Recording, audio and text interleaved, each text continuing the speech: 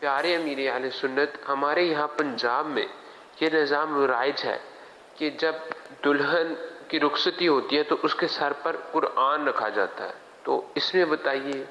کیا یہ رکھنا جائز ہے یا ناجائز؟ اللہ بہتر جانا، اگر حصول برکت کے لیے قرآن کریم رکھتے ہیں اور کوئی ایسی کوئی غیر شرعی اس میں کوئی نیتیں نہیں ہوتی، مجھے پتہ نہیں ہے، شاید سنا میں نے بھی ہے، تو قرآن کریم اگر برکت کے لیے تو ہم بھی رکھتے ہیں، مسجد میں بھی لوگ چومتے ہیں، سر پہ رکھتے ہیں، سینے سے لگاتے ہیں، تو برکت کے لیے دلہن کے سر پہ رکھنا اچھی چیز ہے قرآن کریم، کوئی حرج نہیں اس میں۔ بعض لوگ کیوں کہتے ہیں کہ جو قرآن کا یہ مقصد نہیں ہے، قرآن کا مقصد تو تھا کہ اس کو پڑھا جاتا، اسے سمجھا جاتا اور اس پر عمل کیا جاتا، تو یہ اس کے مقصد میں سے ہے۔ تو ایک تو یہ، ورنہ قرآن مجید فرقان حمید میں تو خود موجود ہے کہ یہ کتاب مبارک ہے، یعنی ہر اعتبار سے برکت والی ہے۔ فقہا نے بھی یہ ارشاد فرمایا کہ جس گھر کے اندر قرآن ہو تو اس میں بھی برکتیں آتی ہیں اور مسلمان ہمیشہ اس سے برکتیں حاصل کرتے رہے۔ ایک اس حوالے سے ارشاد فرمائیے گا۔ دوسرا یہ کہ جیسے آپ نے فرمایا کہ ایک اچھا کام ہے، بھلائی والا کام ہے، اس میں کوئی خرابی نہیں ہے، لیکن اگر اسی کو کوئی یوں پیش نظر رکھ کر کہے کہ جی اس کے ساتھ جو ہے وہ بے پردہ عورتیں بھی قریب میں موجود ہوتی ہیں، یا وہاں پر کچھ دیر پہلے گانے چلے ہوتے ہیں، یا آتش بازی وغیرہ یہ چیزیں ہوئی ہوتی ہیں، خرافات ہوئی ہوتی ہیں، تو یہ سارے کام ہو رہے ہیں اور بس جو ہے نا وہ دلہن کو رخصت کر کے سائے کے اندر اپنے دل کو منا لیے کہ ٹھیک ہے ہم قرآن کے سائے کے اندر دلہن کو رخصت کر رہے ہیں، اس کے سر پہ قرآن پاک رکھ رہے ہیں، تو اس طرح کے جو گفتگو کرتے ہیں اور اس انداز میں پھر اس کام سے روکنے کی کوشش کرتے ہیں، تو اس حوالے سے کچھ رہنمائی آپ ارشاد فرما دیں۔ دیکھیں، اس میں تو کوئی شک نہیں کہ قرآن کریم ہر طرح سے باعث سے برکت ہے، اس کو دیکھنا، اس کو چھونا یہ بھی برکت والا ہے، اور اس کو چومنا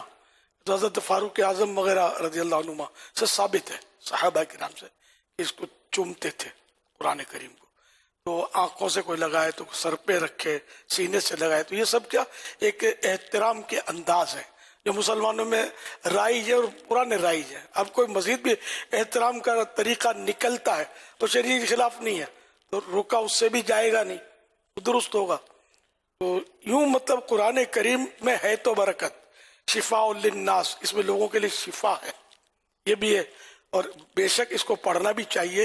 اس کو عمل بھی اس پہ کرنا چاہیے، اس سے تو کوئی بھی انکار نہیں کر سکتا، تو ہے ہمارا قرآن کریم تو رہنما ہے۔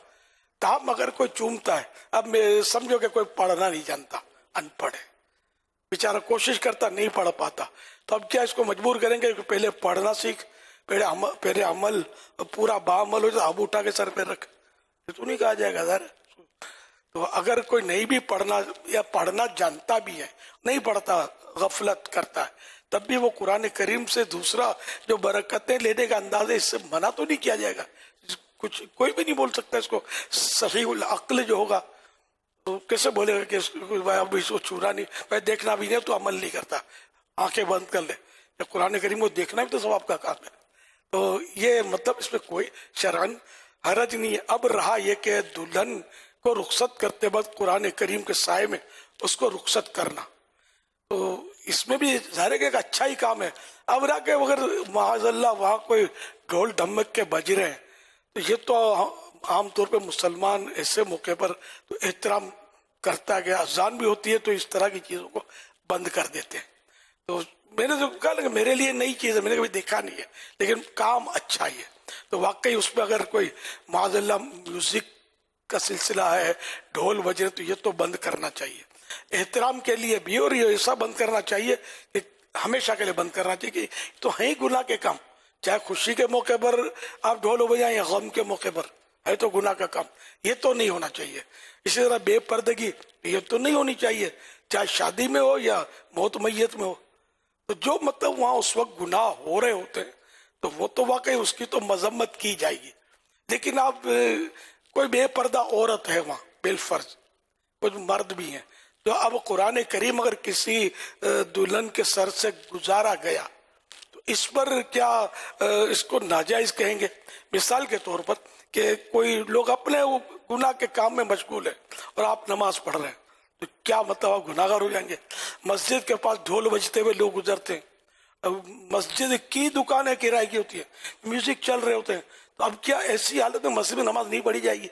روک دیا جائے گا کہ نہیں نماز مت پڑھو، پہلے اس کو بند کرو. تو واقعی اس کو بند ہونا چاہیے اور مستقل بند ہونا چاہیے، نہ کہ نماز کے لیے، نہ کہ قرآن کے احترام کے لیے. بند ہونا ہی چاہیے. لیکن اب ہر گھر میں میوزک چل رہا ہوتا ہے، گانے بج رہے ہوتے ہیں، قرآن کریم میں تشریف فرما ہوتا ہے، تو یہ تھوڑی کہا جائے گا اب قرآن کریم یہاں مت رکھو. گھر میں قرآن شریف تو ہوتا ہے، تو گانے بھی بج رہے ہوتے ہیں، غلط ہو رہا ہوتا ہے. لیکن اس کا مطلب یہ تو نہیں ہوا نا کہ اب یہ قرآن کریم کیوں رکھا ہوا ہے، بلکہ یہ قرآن کریم جو تشریف فرما ہے، اس کی برکت سے انشاءاللہ کبھی نہ کبھی اس گھر سے گناہ رخصت ہو جائیں گے.